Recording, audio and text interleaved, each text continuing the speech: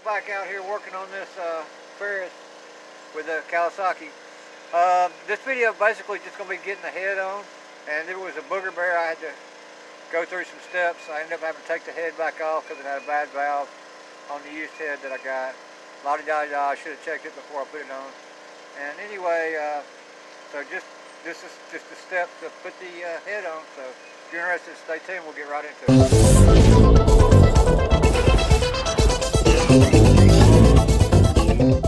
So we're back on the Ferris with the FH580v. We're going to go ahead and put this head on this side. I'm going to show you how to do this side. It's the hardest side because it's got all the brackets, and I'm just going to do this side first. So first thing you want to do is make sure you got your mating surfaces cleaned up really good. I used a grinding wheel, or not a grinding wheel, but you saw how I did it earlier. And I've cleaned this up with gasoline and brake parts cleaner, blew it off, wiped it off with a paper towel. Did the same thing with the head that's going on this side. This is the used head we got. And there's your head gasket for this side. Well, they're both the same either way. But so we're going to put this on. Today I'm going to try to show you how to do one head, and we'll see how it goes. I don't want to waste too much time. When you're taking this head gasket out of the package, you don't want to get grease on it if you can help it.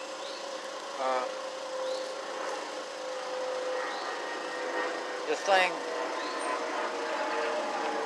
they say, I saw a video where a guy said the widest, the bigger ring goes inside and the small goes on the outside. But as you can tell, yeah, that's the case.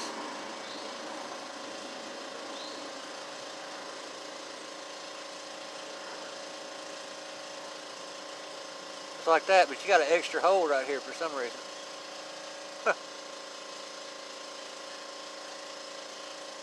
I hope they didn't send me the wrong head gasket.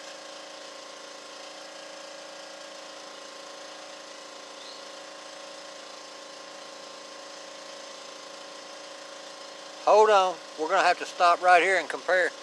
Alright guys, so I think I got it figured out. So we're going to go with the big side. This is looking at the head. And it lines up perfect. That hole here is for that breather. But so it goes on like this.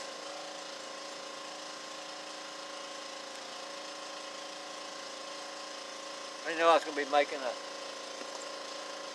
hard to do video here. You know what? I'm going to take these locator pins, get them on there.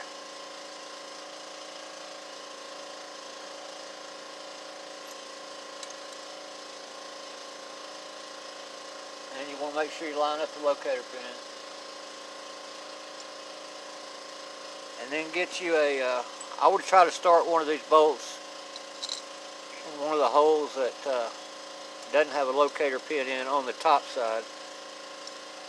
Go ahead and finger tight that baby in there. Now these have 5 head bolts, and one of them's long, and the long one goes inside here on the valve cover. The other 4 go on the outside. Alright, so we got that on. Like I said, this long one here, it would go right here. So we want to get those started. And I did some research. It's 18.5 pounds of torque to torque this baby down. So we're going to go probably about 9, and then 15, and then 18 in a cross pattern. Since there's only 5, make up your own cross pattern. I didn't look up a diagram, but I'll probably go boom, boom, boom, boom, boom. Be my guess. Alright. And I'm missing one bolt somewhere over the rainbow here. There it is. And it goes down here. Somewhere. Yeah, this is taking longer than I thought already. On the video anyway. Yeah, right in there.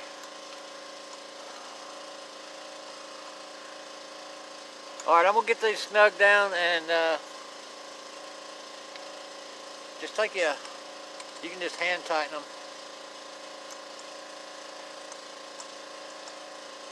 For now. Make sure everybody's lined up good. Everything. Make sure all your bolts are cleaned off. I took and soaked these in gasoline or parts cleaner, whatever you want to do, and then bust them with a wire wheel. You know, clean your threads up. Make sure you blow all your threads out in your blocking. You know, now's a good time to blow out the threads in the exhaust and intake manifold threads.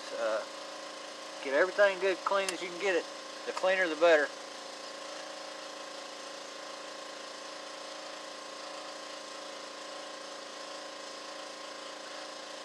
And then get all this on here.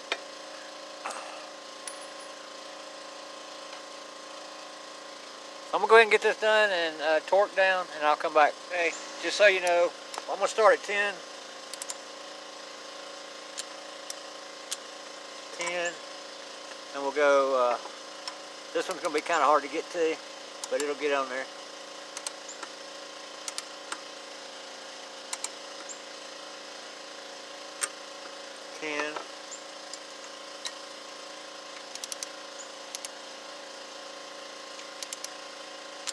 You can hear it click when it hits the 10.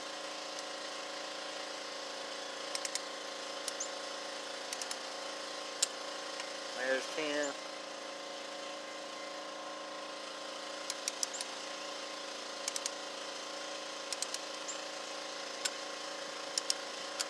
And there's 10.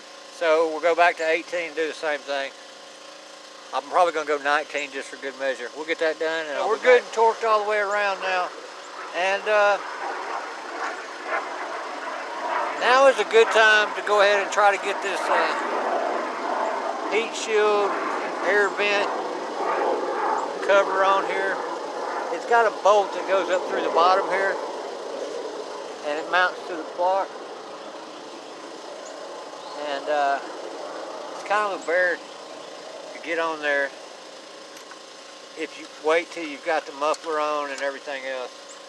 And so I just like to go ahead and at least get the bottom nut started on there. That way you can just leave it loose, and so you gotta have to snake your wires back through when we get ready to put it all back together.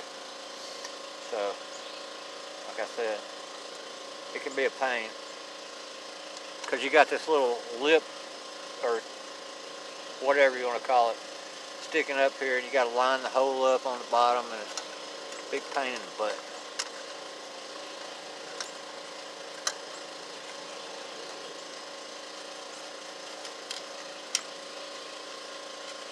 You just kind of have to feel it.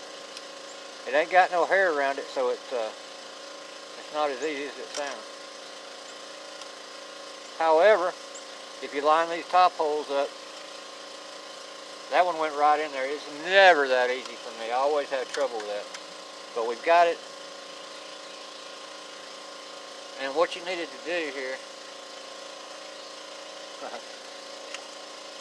like I said, leave it loose. That way you can pull it out, because you got to run your wire for your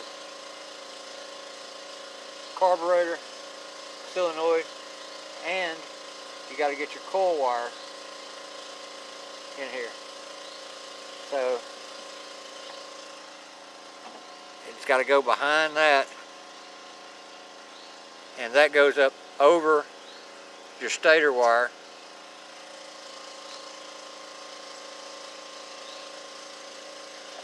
And just, you know, you can pull some through once you get it back on there.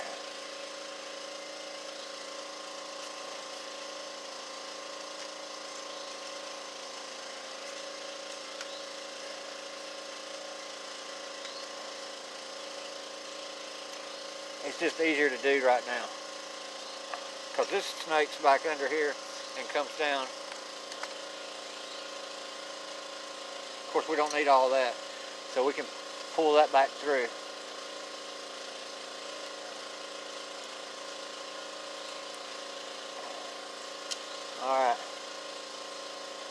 see where that's been taped. Somebody taped that.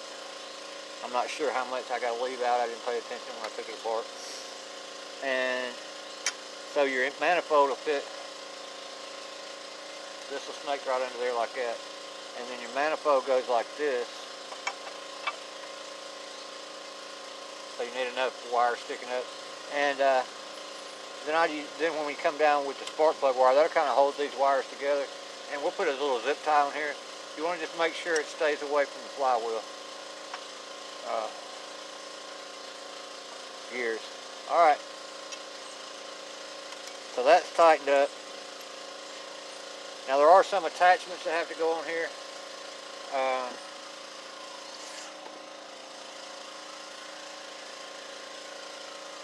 You've got to put your fuel pump mount. It goes just like this here.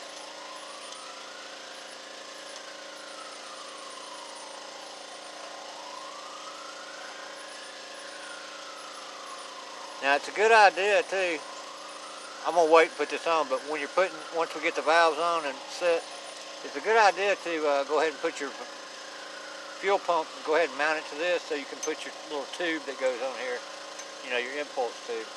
So, alright. Let's go ahead and get these valves. We're gonna put our push rods in, and so you want to make sure you oil them up, get your little oil on the top side.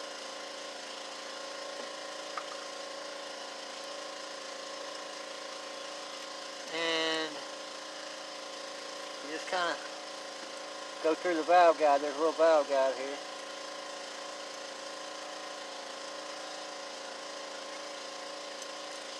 Kind of keeps it in place. And you can push these right through, so you want to make sure, if you have to get a flashlight to get up in there and look and see, make sure you're on that lifter. I think we're good right there.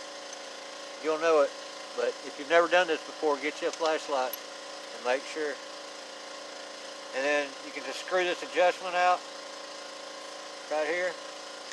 It's got an Allen key that fits in the center here, and this is a 12 millimeter, maybe, or 14.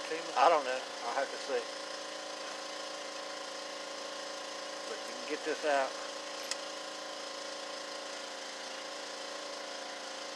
Far enough. And you put the little, there's a little cup you want to put the push rod in, and just tighten it back down so you ain't got a whole lot of slack in it. That's not going to be your final adjustment, but it will be a you know, so it won't go anywhere. And then I like to just do them one at a time too. I'm gonna go ahead and put the other one in. See if it'll be as easy. It's got, the good thing about this Kawasaki, it's got these push rod aligners, and they are pretty close to on the money as far as guiding it into the lifter hole.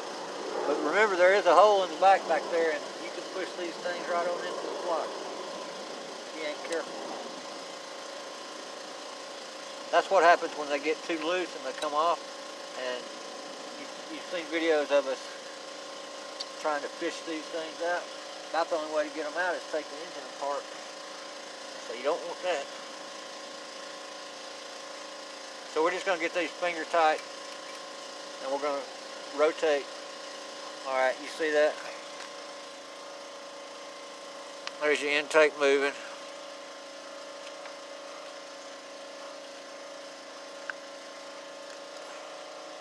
And we got nothing on the exhaust down there. It doesn't look like. There it goes.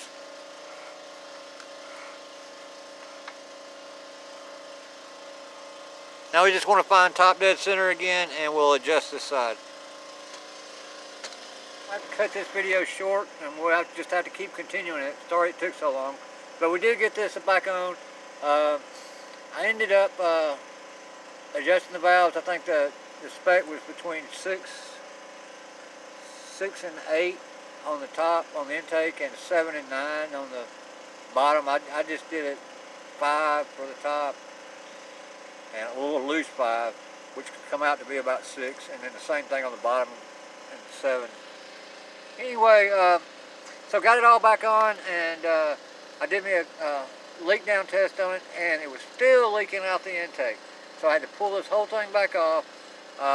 Turns out the used head I got had a bad valve in it, so I found another valve off the old one, relapped it, and I got it sealed up. And I'll show you.